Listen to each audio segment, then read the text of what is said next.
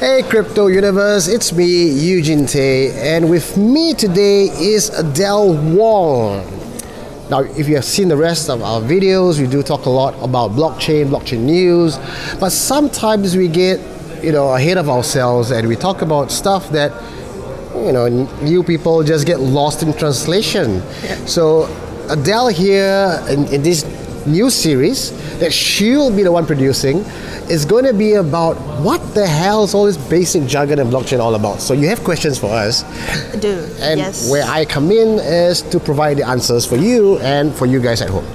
Exactly. So, hi guys, my name is Adele. I'm an actor, a writer, and a host. And I also am a huge geek, right? So I used to play games and I love anything that's gamified. And then when blockchain thing came along, I'm like, okay, this is fun. I wanted to buy Ether for the sole purpose of getting crypto kitties. Oh God. But there are a lot of things that I do not understand.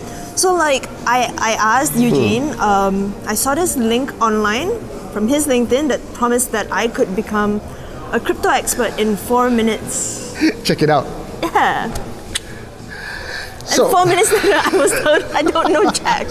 So I'm like, dude, gotta help me out. So the thing about the scene right now, because blockchain is so new, anyone with a little bit of information can go out there and become a blockchain expert, right? And it's also a very dangerous thing because most times we don't know what we don't know, and when we just read something like that promises to make us a blockchain expert in 4 minutes, you just gotta get really careful about such stuff. So right here on this channel, we want to make you a blockchain expert, and you guys at home, you will be our witness. You will bear witness to this if she can really be an expert, because at the end of this whole show, I get a certificate.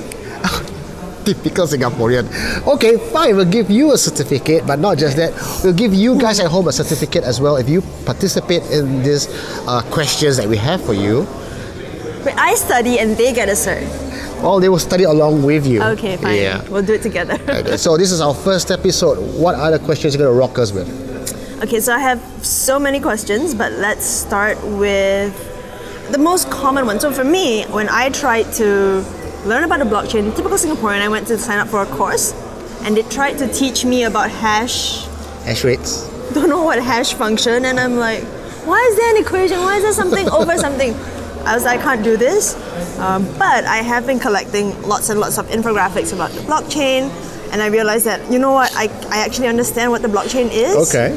So why don't you tell us what the blockchain is? No, I need to take out my infographic. Okay. I need to show you the picture of like this data chain that you link to that block, and then it goes on the ledger.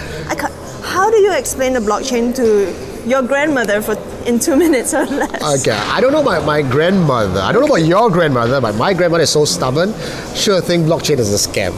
But let me give you what I think about blockchain in a very graphical manner that you don't need an infographic for. Okay. So the blockchain is really just a cool buzzword to mean storage. It's just like storage.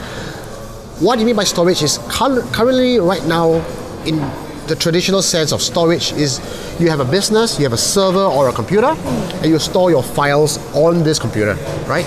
And that is dangerous in many ways, because if I store the data on my computer, I can change the data, I can get hacked, right? Someone else can lock my system, and I'll lose all my data. How blockchain works is that it decentralizes the data collection. So decentralized is another buzzword that you must learn, because it's been used to death. But what it really means is, instead of storing all this data on a server at home, you now get everybody to store the same data. So that even if you lose the data or I get hacked, there's like 9,900 people out there who have the same data and we can verify. Right. And it's not easy to just get everybody to, let me take it back in. It's not easy to hack everyone. Right. Okay? Right. So the other term that you need to learn is ledger. Okay? Right. It came from the accounting word ledger. Right. So that's why we have distributed ledger technology, DLT. Yeah. But you don't have to worry about all that, because blockchain is just one of the many distributed ledger. So just imagine the blockchain as a storage facility that is shared by everyone, that's duplicated, and everyone has a copy of it. Right. So if you lose your copy, there's always someone else out there who has the same copy. Oh. And why it's called a chain is every time there's a transaction, this ledger, as I mentioned before, gets an update. And it just connects along the way like a chain, one block to the next. Right. So basically, the blockchain is like if I could spread out my one piece of data and I could give a piece to everybody so nobody can actually own all of it. Well, but the thing Nobody is, can actually steal all of it. the thing is, you're not taking one piece of data and dividing it into, say, 1 million pieces. Right. You are taking that one piece of data and Duplicating it 1 million times over the entire network. Right. So you can imagine how difficult it is if you're a hacker to want to take down the system. So the bigger this network is, the harder it is to take it down. Oh, interesting. Yeah. But it's no different from just the data storage. If you want to put your mind to it, what it really is just a different way of storing data in the most secure manner. That's why they say it's going to basically Internet 2.0. It's just a completely new way of data. Oh, wow. Yeah, like no matter how safe or how secure your data is in a traditional fashion, Right. like even if you're a bank, right? Right. You have your server that's under vault, right? But you are still a centralized source. You can still be taken down. Right. But when you have 1 million different people out there holding on to the same data, how do you take that down? It's almost like a disease, like a virus. Right. Yeah, so that's why it's so secure. So in that case then, so this is my next question. Why are people so skeptical of the blockchain or like of ICOs? Because you hear like so many people are talking right now, right? And they're like, oh, blockchain, unorthodox. I'm like, why? I think it's cool. Yeah, I mean, see, you think it's cool because you have a little geek in you. You like cool stuff. You're a cool kid. You like things that are new. Yes, thank you. But the majority of people out there are averse to change. They Right. don't like change. Things that they understand, they like. But when you have a disruptive technology, and by virtue that's disruptive, Right. not many people is going to be able to understand it, right? So when something that baffles you or sounds too complicated, you just out it off. Right. And it doesn't help that because this is a new frontier, it's unregulated, hackers, bad guys, whatever, the ugly side of society will make its presence known here. Right. So all you need is just one bad news to hit the market. It's out of the papers, Right. and it doesn't matter if there's 100 good news on blockchain. You're just going to read that one bad news and say, see, they're using it for drugs. See, it's not safe, it's been hacked. See, people lost money. And human nature is like that, right? Right. You know, you're not going to go like, oh yeah, you know, but there's also 99 other great things out of it. No, you're just going to take the one bad thing that happened to Right. it, and you're going to hop on it. And unfortunately, this is amplified a lot more in the blockchain community because blockchain was designed 10 years ago to disrupt central authority, which means the banks, the people who are in power. And but at the same time, traditionally, where do we get our information from? Mainstream media, people of authority. So these are the very people who blockchain is trying to sort of make redundant.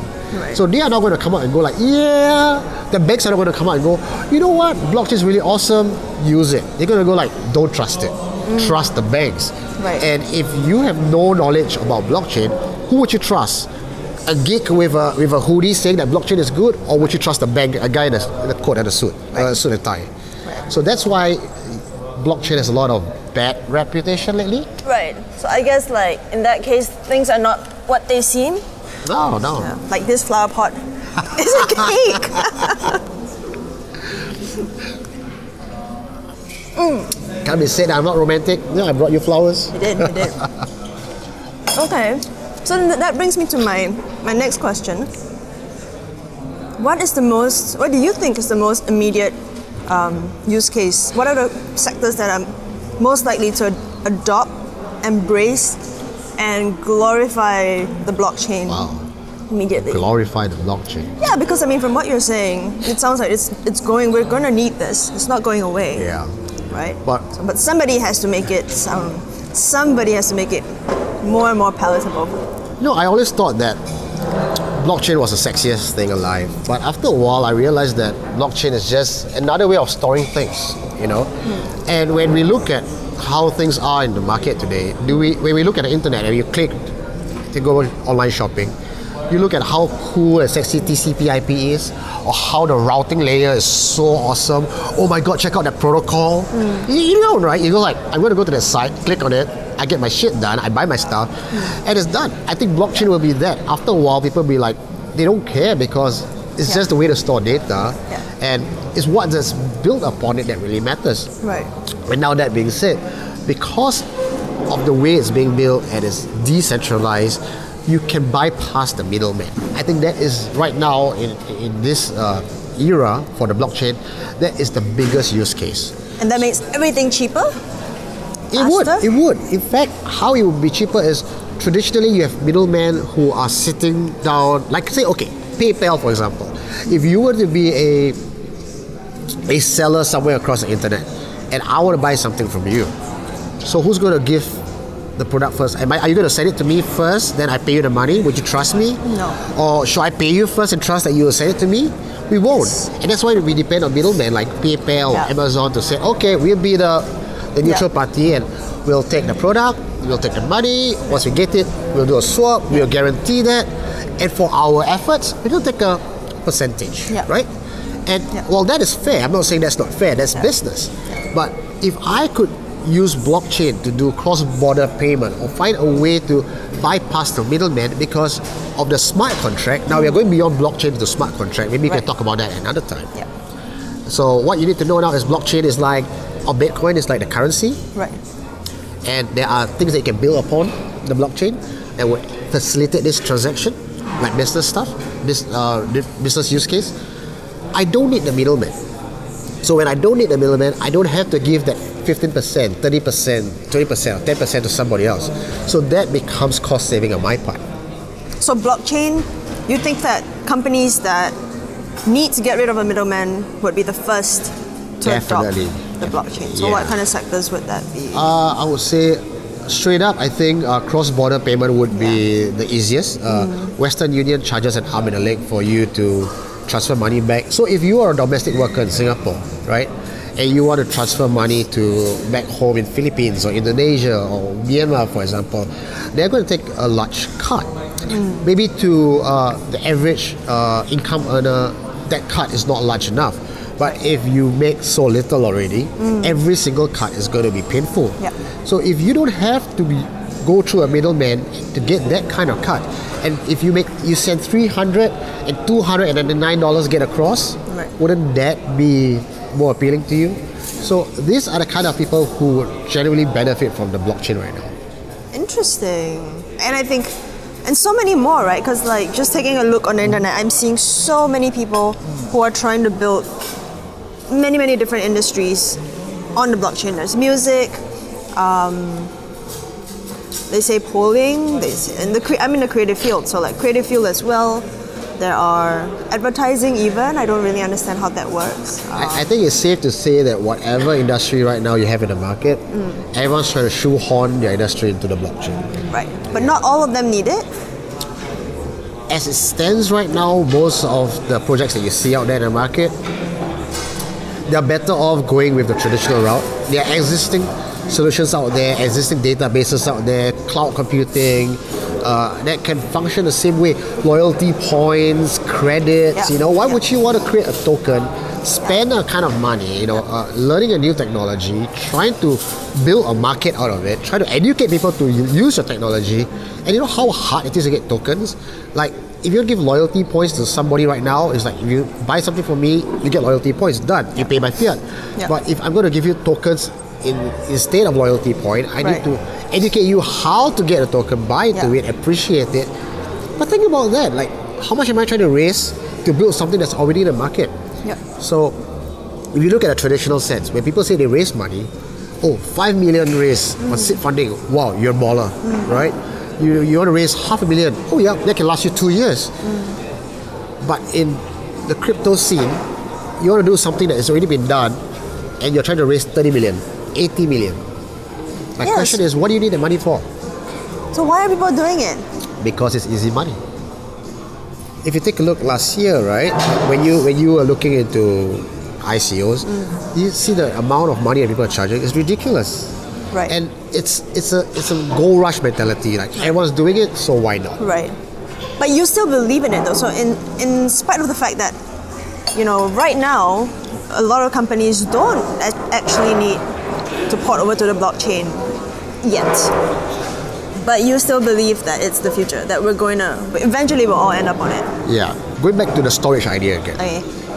Because this storage is secure, is decentralized. Yeah. In that aspect, those 2 points alone, the security, the decentralized aspect, the trustless portion where I don't need a middleman, Right. is enough for a lot of different use cases to come out of it. Okay. I'm not saying that businesses that are building on it right now that is tank will not work in future. Just premature because of the understanding of what this is. So people are just jumping on board because they are incentivized by the money. Right. And that's always the wrong way of looking at business. When you start to pull back and say, how can I use this technology to further my business use case, to further benefit my customer? When you ask those questions, you begin to see the business model in a different way, as opposed to how much money can I raise for this, which was a problem with a lot of projects this year. Right. Yeah. Got it. So I guess you're saying that as long as their direction is clear and they're really using the blockchain for its benefits to build something new and not give us something we already have, then For example, you mentioned music, right? You're a creative person. So right now, if you develop something creative like music, for example, and someone else wants to use it, you have to pay royalty, and most times it's based on trust. Someone can just take it, repurpose it, use part of the beats, and you will never know. But let's say if I could put my IP on the blockchain, and anyone who wants to use the IP don't need to know me, but by using the IP, the system is able to give me part of the reward down the line, however it's being used. If that person decides to use my music in a different way, I get back some form of incentive out of it. Now that is a good use case, right? That will really change the scene for a better, because then you're looking at the business from how it can benefit people. But why that is not being done today is people is going to ask the question, how much money do you need to do that? And the answer is it's not going to be by the 30 million or 80 million. Anyone with a great idea and a good heart can actually pull that off at a very, very low cost.